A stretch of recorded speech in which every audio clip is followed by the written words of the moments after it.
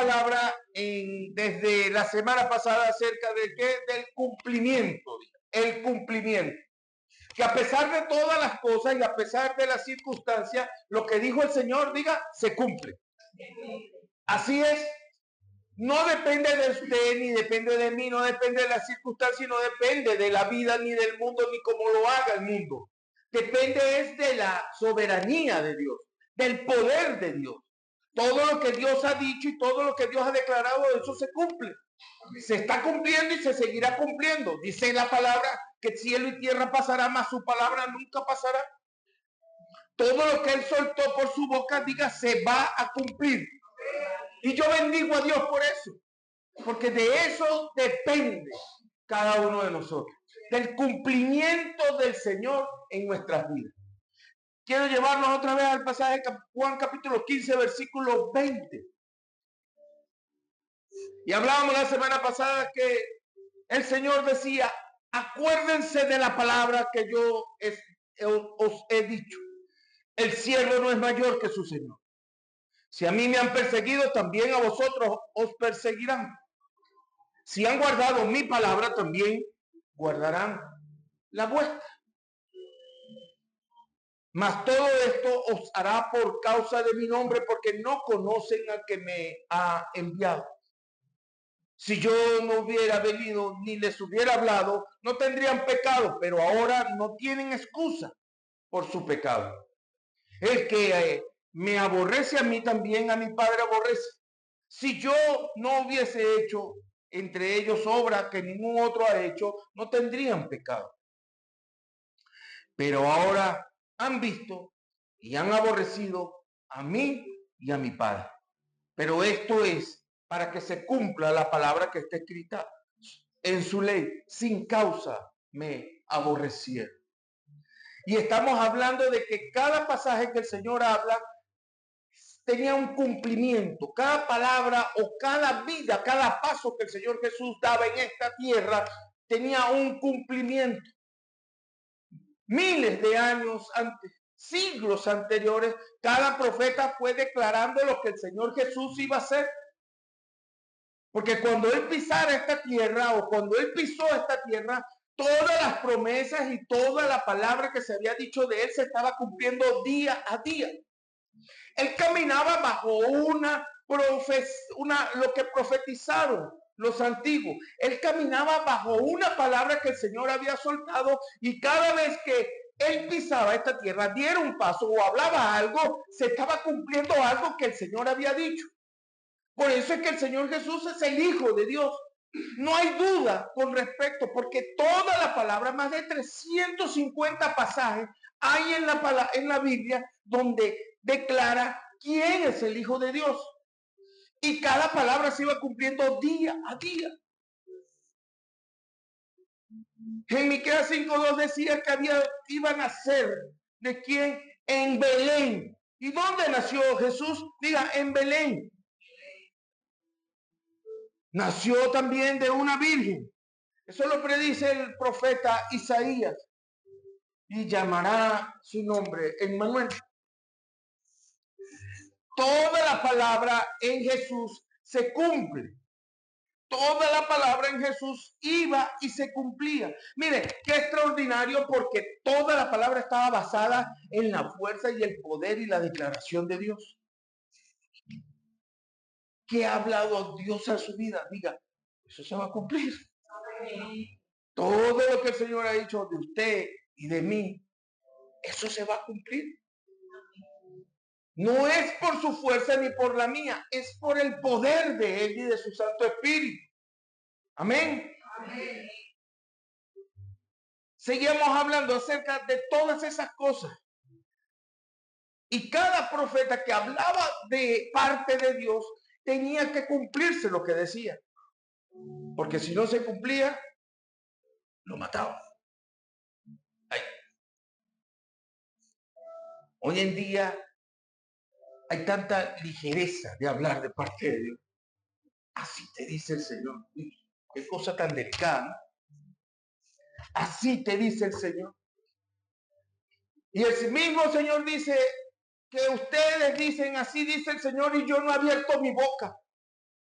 Qué cosa tan terrible es caer en sentimientos, en palabras naturales que no pueden ser sostenidas por nada. Lo más extraordinario de todo es que cada palabra, cada profecía o cada cosa o cada vocabulario que salió de los hombres de Dios fueron respaldados por Dios. La palabra profeta proviene del griego proteis, que significa pro antes, y peshein, que es contar, o sea, que tienes que contar algo antes que suceda. Pero eso solamente podía ser respaldado por Dios. Deuteronomio 18:20 dice que el profeta que tuviera la presunción de hablar palabra en mi nombre, a quien yo no le haya mandado hablar, o que hablare en nombre de Dios es ajeno, el tal profeta tiene que morir. ¿Saben que personas que hablan y dicen y declaran palabras, Dios no ha dicho, esas personas deberían morir? Gloria a Dios, estamos en la gracia, ¿no? Bendigo a Dios que estamos en ese espacio tan extraordinario de la gracia, en la que las personas que aunque deberíamos morir, no lo hacemos porque hay una promesa sobre todo aquel que se arrepiente en su nombre, tiene perdón. No importa lo que haya dicho, no importa lo que haya sucedido, todo en Cristo Jesús es perdonado. ¿Hay cumplimiento sobre eso? Claro que hay cumplimiento sobre eso. Y se hará. El Señor se daba cuenta de que la actitud del hombre para con él era en cumplimiento exacto de lo que los antiguos habían dicho. Porque cuando lo aborrecían a él entendía que era para que se cumpliera la palabra. Y le voy a decir otra cosa. El Señor Jesús también dijo, a ustedes también les sucederá lo mismo. Si lo han aborrecido por causa de la palabra. O si lo desprecian o le dicen religioso o no sé, o que está en la antigua. Y no, ahorita hay un modernismo. ¿Qué hace usted ahí todavía? No. Diga, lo que ha dicho el Señor que es bueno sigue siendo bueno y lo que ha dicho el Señor que es malo sigue siendo malo. No importa cuántos años pasen, no importa cuánto tiempo suceda, eso sigue siendo malo. Y para usted y para mí seguirá siendo malo. Y lo bueno que dice el Señor es bueno para nosotros. Depende de usted.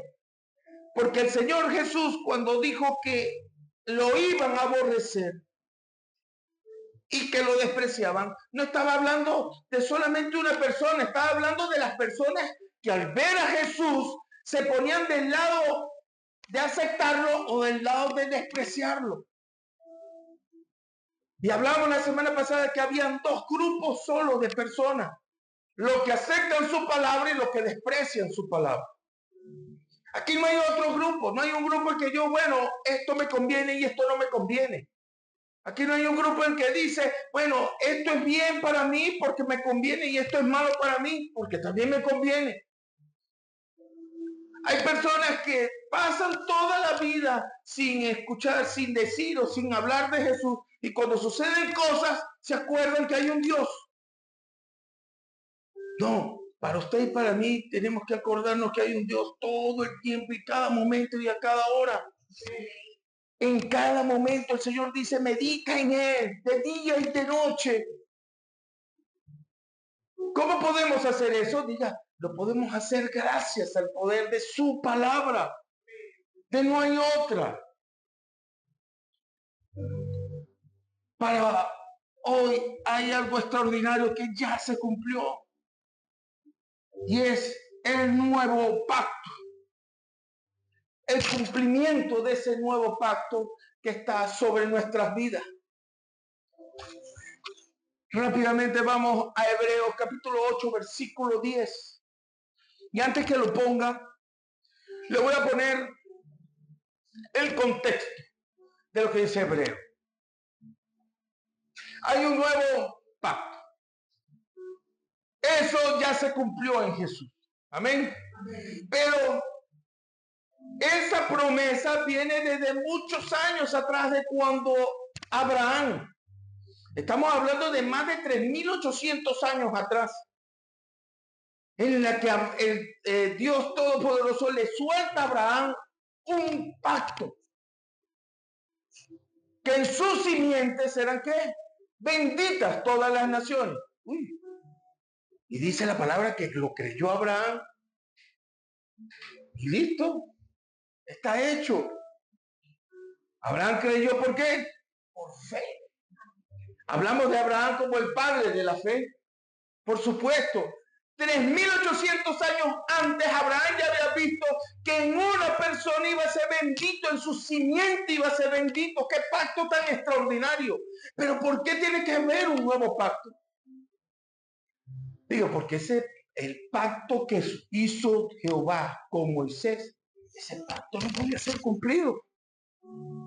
Más de 600 leyes. Y si eras transgresor de una, aunque cumpliera todas las demás, sigue siendo transgresor. ¿Por qué el Señor tenía que venir y establecer ese nuevo pacto? Porque en el antiguo pacto solamente las personas determinadas que podían tener comunión con Dios. No era para todo el mundo. Era solo para personas señaladas por el Señor. Sacerdotes, profetas. Pero no era para todos. El Señor le dice a Abraham, no se preocupe, porque en tu descendencia habrá un pacto nuevo en lo que todos podrán tener comunión conmigo. ¡Qué glorioso! No es necesario ser el ungido o el profeta o el sacerdote. Todos tenemos una libre comunión con el Señor. ¿Qué pacto? Es el pacto en el que hoy estamos siendo bendecidos por ese cumplimiento que el Señor dijo, y Él lo hará. El Señor lo declaró y dijo a Abraham, Abraham, va a haber un pacto. En ti está la promesa. Pero en el Señor está el cumplimiento. Y Abraham dijo, lo creo. Dice la palabra, que ahora eres mi amigo. Amigo. Una persona que no estaba bajo la ley. Porque la ley venía 4 siglos después en Moisés. Y mire qué extraordinario, porque grandes hombres de la palabra aquí en la Biblia no estaban bajo la ley. Estoy hablando de un Abraham que no estuvo bajo la ley y él cumplió a cabalidad todo lo que el Señor le pedía. Cualidades de Abraham, fe y obediencia. Cualidades extraordinarias de Abraham que usted y yo, para poder leer este texto, tenemos que saber cuál es la característica. Voy con otro que estaba sin la ley. Job, una persona que tenía tanto conocimiento de Dios, y era justo, y entendió que Dios se le mostraba a él de una persona que quería acercarse a él. No era por la ley, era por fe. Tenemos a otro, José, un hombre en el que tenía una integridad tan extraordinaria que cuando viene la esposa de Potifar y quiere estar con él, él dice, no señor, yo tengo un Dios al que yo amo. ¿Dónde estaba la ley ahí? No, ahí no estaba la ley. Ese nuevo pacto tiene que cumplirse, o se cumplió en nosotros, es para poder acercarnos así como se acercó Abraham, Job, José. Usted también y yo podemos acercarnos libremente para él. Ahora sí vamos a leer Hebreos. Ahora bien, el punto principal de lo que venimos diciendo es que tenemos tal sumo sacerdote, el cual se sentó a la diestra del trono de la majestad en los cielos. Perdón, yo dije Gálatas, ¿cierto? Yo dije hebreo. Bueno. Está bien, que no estoy viendo para allá. Hebreo. Pasa que me empezaron a mirar y me diga eso. Ahora bien, el punto principal de lo que venimos diciendo es que tenemos tal sumo sacerdote, el cual se sentó a la diestra del trono de la majestad en los cielos. Ministro del santuario y de aquel verdadero tabernáculo que levantó el Señor. Y no el hombre. Porque todo sumo sacerdote está constituido para presentar ofrendas y sacrificios, por lo cual es necesario que también éste tenga algo que ofrecer.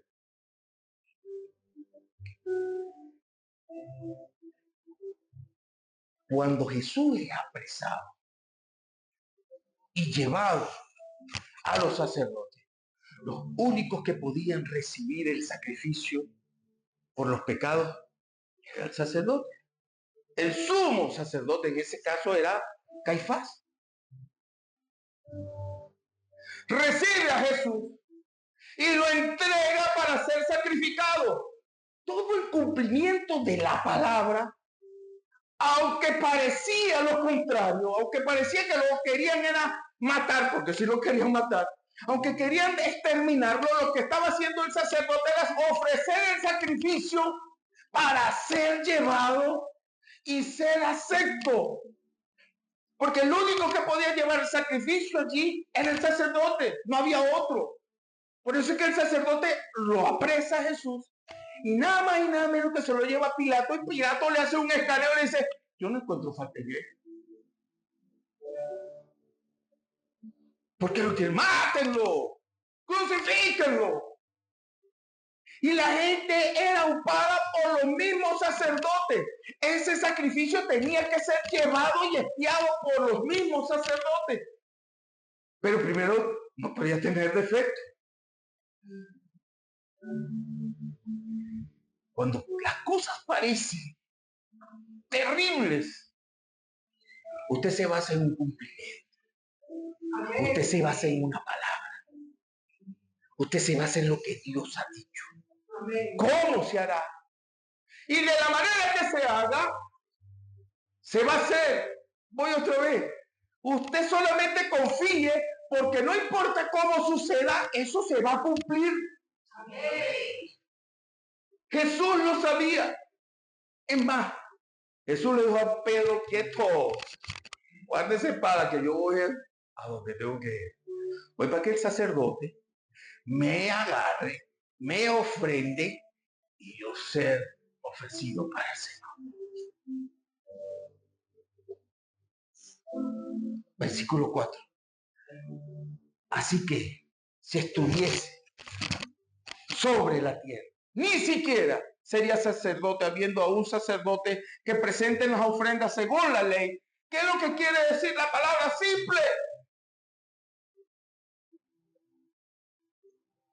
Esos sacerdotes ya no son los sacerdotes. Porque así como Jesús fue el sacrificio, él se ofrendó a sí mismo. Él tenía algo que ofrecer, y diga, era su santidad por los pecados suyos y los míos. Se fue cumpliendo cada día, cada paso, lo que el Señor había declarado. Versículo 5, los cuales sirven a los que es figura y sombra de las cosas celestiales, como se le advirtió a Moisés cuando iba a erigir el tabernáculo, diciéndole: mira, haz todas las cosas conforme al modelo que se te fue mostrado en el monte. Pero ahora, tanto mejor ministro es el suyo, cuando es mediador de un mejor promesas. Hoy aquí, establecido sobre unas mejores promesas. El pacto que es sobre la ley, ni usted ni nadie puede cumplir. No, yo tampoco. Es que no me incluí, yo dije nadie. El pacto no se incluye, yo me pongo de primerito.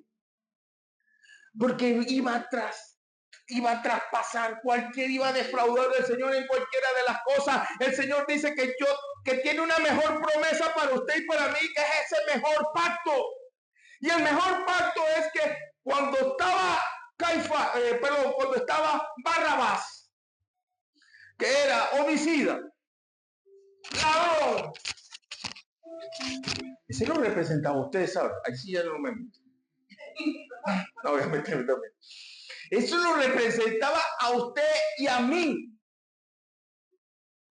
Fue sacado de la cárcel, donde usted y yo estábamos en pecado, y fue puesto delante del sacerdote, y le preguntaron: ¿a quién pongo? El cordero era ¿para qué? Para redimir los pecados suyos y míos. En ese tiempo era para redimir el pueblo de Israel. Y la gente decía: danos a Barrabás. Así va a ser. Barrabás sale de su puesto y viene Jesús y se pone en el dedo. Fue cumplimiento exacto de lo que había dicho el Señor hace más de 400 años. Fue un cumplimiento perfecto, porque en el lugar del hombre de Barrabás, del homicida sedicioso, de ese ladrón que nos representaba a todos en la tierra, en ese lugar se puso Jesús por el puesto suyo, por mi puesto. Y cuando es aprobado por los sacerdotes, ese es el que queremos, mátenlo. Ya estaba establecido según la ley de Moisés cómo tenía que hacerse. ¿Cómo alguien 400 años antes podía declarar esa palabra y cumplir la cabalidad paso a paso? Solamente el que tiene el plan perfecto desde el principio hasta el fin es el que puede establecer todo eso. Por eso es que para usted y para mí no hay duda de que el plan tan perfecto organizado por el Señor, que nos incluye en ese nuevo pacto mejorado, podemos tener esa comunión con el Señor. Porque cuando Jesucristo murió, se rasgó el velo hacia la parte santísima, donde solo tenía acceso una persona al año. Y ahora, sin ese velo, usted tiene libre acceso. Den un fuerte aplauso al Señor. Porque usted aquí puede entrar cuando esté a cualquier hora. Que no lo hacemos, por cierto. Vamos a hacerlo. Cuando estemos en cualquier lugar. Cuando estemos en donde estemos. Podemos tener ese libre acceso. Porque ya el Señor quitó ese lugar, ese velo que cubría la entrada al lugar santísimo donde habita la presencia del Señor. ¡Qué pacto tan sobrenatural! Porque mejoró el pacto en lo que era solo para un grupo. Y vino el Señor y dijo: no, Abraham, te voy a dar una promesa de lo que va a suceder 3.800 años antes, o después, perdón. Para nosotros antes y para él después. Te voy a dar una promesa en la que no solo será para un grupo, será para todo aquel que ha creído como tú has creído. Porque la simiente de Abraham fue por fe. El pacto que tú recibes y el que yo recibo, diga, fue por fe. No hay otra manera de recibir ese pacto mejorado. Versículo 7. Porque si aquel primero hubiera sido sin defecto, ciertamente no se hubiera procurado lugar para el segundo. El problema del pueblo de Israel es que se creyó exclusivo para eso. Y no quisieron dejar entrar a nadie. Y le voy a decir otra cosa. Y tampoco entrar. Porque Jesús les dijo: ustedes que atraviesan mares enteros para ser un discípulo, y lo hacen 2 veces más hijos del diablo que ustedes. Ni entraban y mucho menos dejaban entrar.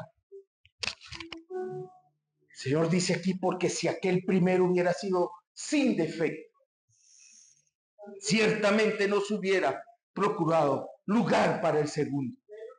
Porque reprendiéndolos dice, he aquí vienen días, dice el Señor, en que estableceré con la casa de Israel y la casa de Judá un nuevo pacto, no como el pacto que hice con sus padres el día que los tomé de la mano para sacarlos de la tierra de Egipto, porque ellos no permanecieron en mi pacto y yo me desentendí de ellos, dice el Señor.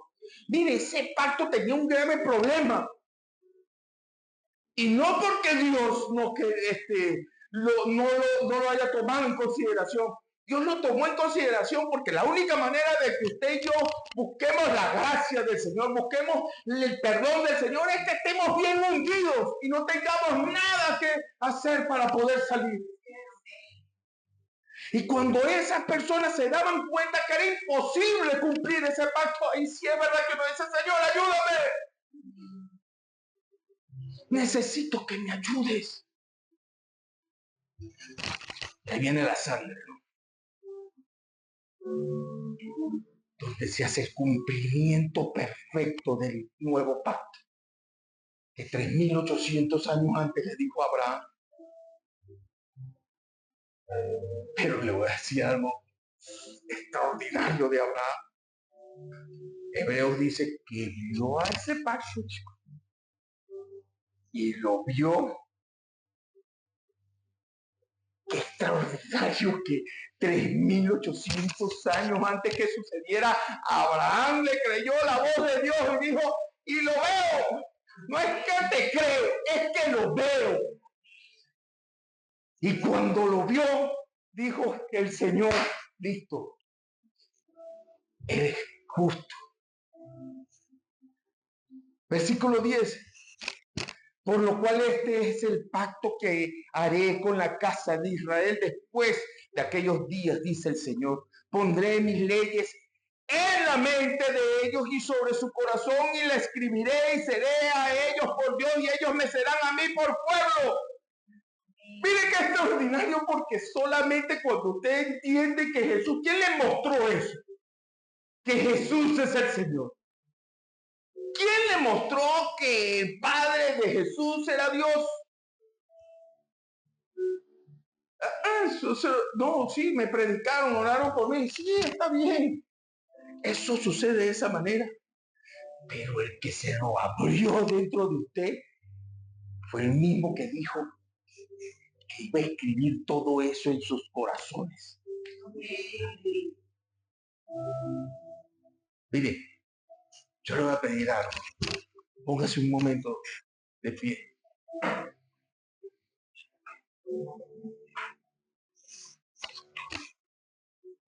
Toque.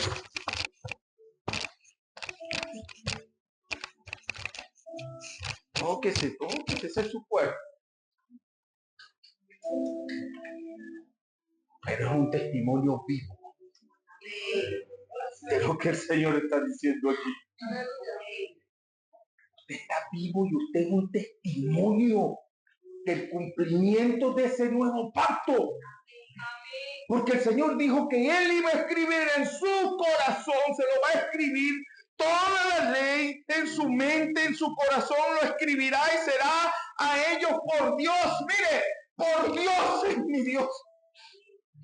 Ese es mi Dios, no es el suyo también.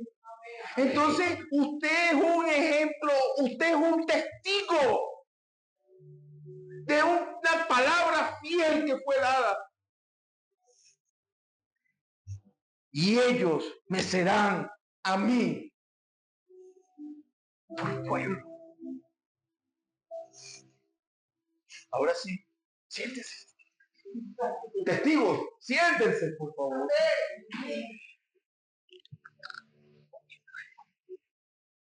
Yo veo caras aquí. Todas las veo aquí. Y yo veo algo extraordinario en ustedes. Bueno, yo no me puedo ver, pero yo también la tengo, para que sepa. Veo cumplimiento en cada uno de ustedes. veo cómo se cumple la palabra. Mire, cada vez que yo abro esa palabra y yo cada vez que leo y indago y busco acerca del Señor Jesús, yo digo, gracias Señor, porque tú me has hecho y me has redimido para el cumplimiento de tu Padre Celestial. Mire, en la boca de Dios, Dios dijo, eso se iba a hacer y eso se hizo. Yo quiero llevarte algo, bueno, yo no sé cómo te lo voy a tomar, pero yo cada vez que leía esto, yo me gozaba. Gálatas capítulo 3, versículo 6, ahora sí, Gálatas 3, 6, al revés. Así Abraham creyó a Dios y le fue contado por justicia. Sabed, por tanto, que los que son de fe, miren cómo usted se une a esa simiente, ¿no? Sabed, por tanto, que los que son de fe, estos son hijos de ¿quién?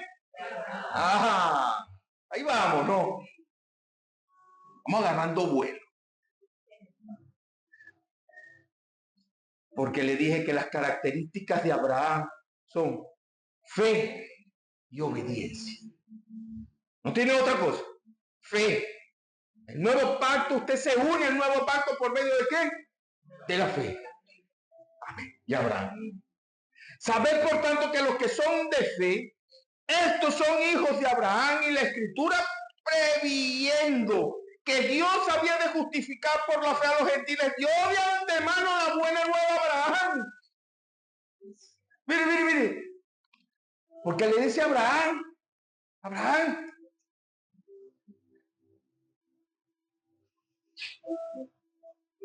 en ti serán benditas todas las naciones. Mire qué extraordinario.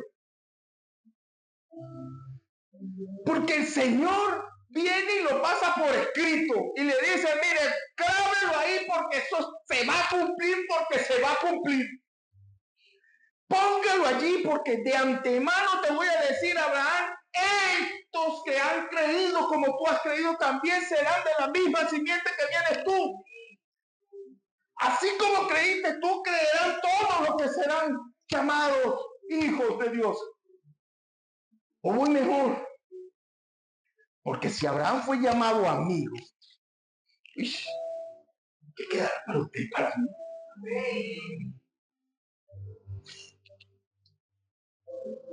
En ti serán benditas todas las naciones. De modo, versículo 9, que los de la fe son bendecidos con el creyente Abraham. Mire, yo saltaría. Mire, no brinco, pero por dentro estoy brincando. Porque yo le digo algo. Si Abraham lo vio, lo creyó, y Dios lo selló y le dijo, listo, así como tú lo hiciste, la descendencia, la simiente tuya también será lo mismo. ¿Y cómo está Abraham hasta el día de hoy? Y desde Abraham no se habla otra cosa sino el padre de la fe. Y de Abraham salió la tribu de Judá. Y de la tribu de Judá salió entonces la renovación de ese pacto.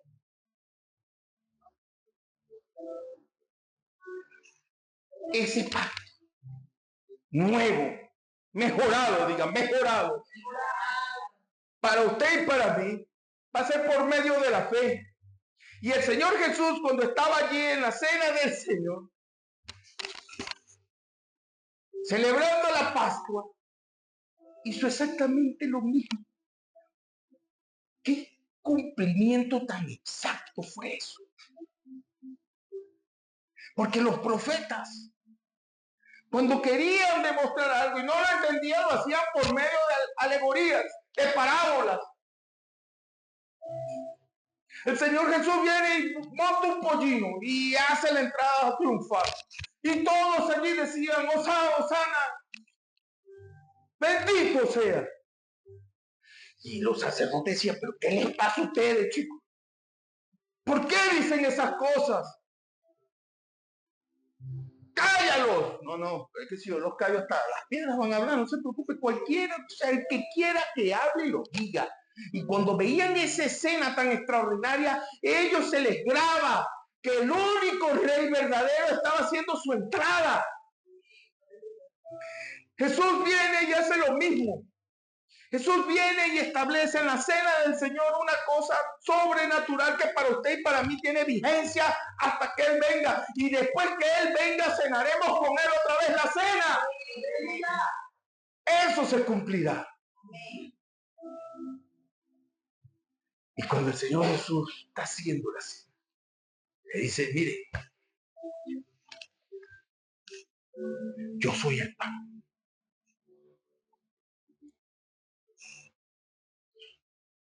Ese es mi cuerpo. Bueno, más durito, porque en estos días me escuché yo, ¿qué dije? No sé, chicos. Voy a hacerlo más durito. Ese es mi cuerpo.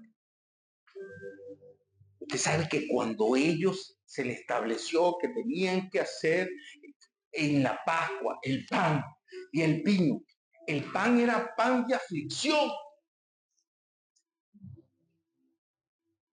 Porque ese pan no tenía levadura, no tenía sal, no tenía nada. Eso simplemente era como una galletita insípida. Para que les recordara la carrera que tuvieron que pegar para salir de allí. No, en serio, mire, venga, se lo voy a decir. Deuteronomio 16:3. No comerás con ella pan con levadura. 7 días comerás con ella pan sin levadura. ¿Pan de qué? ¿Usted sabe por qué le decían el pan de aflicción? Para que vean la aflicción que sufrió el pueblo cuando salió de Egipto. Recuerden a sus padres cuando salieron de Egipto. Recuerden que salieron, mire, a toda carrera. Aquí dice, porque a prisa saliste de la tierra de Egipto. Mire, eso no les dio tiempo de preparar nada. Agarre lo que tenga y salga. Y la gente cuando se sentaba en la Pascua, tenían que recordar todas esas cosas. Tenían que recordar que Dios los sacó con mano dura. Gloria a Dios por eso. Dios los sacó con mano dura, pero también tenían que salir a prisa y tenían que tener la aflicción porque dejaron cosas atrás que los hacía recordar y les hacía recordar el poder, la manera en que ellos tuvieron que salir. Y eso le llamaban pan de aflicción. El Señor viene y dice, no, espérese. Ahora este pan es mi carne, que por muchos es partido. La aflicción la recibió fue Él, ¿no? Porque la salvación para usted es dada. Y para mí también. ¿Qué aflicción pasó usted por la salvación? No, ninguna. La aflicción la vivió fue Él. Por eso es que Él dice, ahora ese pan de aflicción yo la voy a recibir. Ahora lo que usted y yo tenemos que hacer es que recordar la aflicción del Padre que tuvo con el Hijo por la salvación suya y la mía. Y aquí dice, saliste de tierra de Egipto para que todos los días de tu vida te recuerdes del día en que saliste en la tierra de Egipto. La única manera de que usted y yo y todos podían comprender es que usted tuviera el conocimiento, el saber de esas cosas. Se lo voy a poner de esta manera. Saber viene de la raíz etimológica de sabor. Y si yo vengo y agarro esa uva, bueno, ese es como que es plástico. Pero si yo agarro esa uva, yo le digo, qué rica está. Eso lo sé yo nada más. Pero si yo vengo y agarro esa uva y se la doy a usted, se la doy a usted, se la doy a usted, ese conocimiento es traspasado a través del gusto. Y usted me va a decir, bueno, pastor, ¿qué le pasa? son uvas amargas. Y otros me dirán, mire, pastor, esa uva es dulcita, no tiene ni semillitas. Qué deliciosa es eso. Y ese conocimiento pasa a través del sabor. Y cuando el Señor les dijo, mire, recuerden que ese pan de aflicción lo van a preparar exactamente igual. Van a prepararlo sin levadura, sin sal, sin nada. Póngalo allí y se lo comen. Entonces es insípido. Bueno, recuerden cómo salió el pueblo de Egipto. Y empezaban a recordar. Wow. Así tuvieron que salir. Qué triste. Tuvieron que salir. Por eso es que cada vez que comían, uy, eso bendito decía que ratico, allá había carne que comer. Allá habían cositas que uno comía. Y ellos sí recordaban lo que había allá. Pero hoy en día ellos, a través de ese pan, recordaban la aflicción. Y eso no tenía otro nombre sino pan de aflicción. Ahorita no. El Señor le cambió el nombre. Dijo que este es el cuerpo de Cristo, que por muchos es partido, que por los que creyeron a través de ese pacto, creyeron en este nuevo, renovado. Entonces ese no es pan de aflicción, ese es un pan de victoria, de un triunfo contundente. La cena del Señor es importantísima porque le hace recordar el sacrificio, la aflicción que tuvo Jesús en ese tiempo. Y si me voy con el vino, el Señor dijo, este es el nuevo pacto en sangre. Lo que vio Abraham hace más de 3.800 años se estaba cumpliendo ahora en esa cruz, a través de lo que vamos a hacer hoy. Hoy se cumple lo que hizo el Señor Jesús hace más de 2000 años.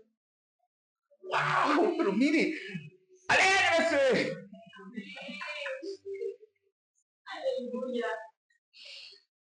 Porque lo que estamos haciendo es recordar un cumplimiento. Y cada vez que lo recordamos, vivimos ese momento. Vivimos un momento en que no vamos a olvidar. Vivimos un momento en el cual fuimos redimidos por todo el sacrificio que Él hizo.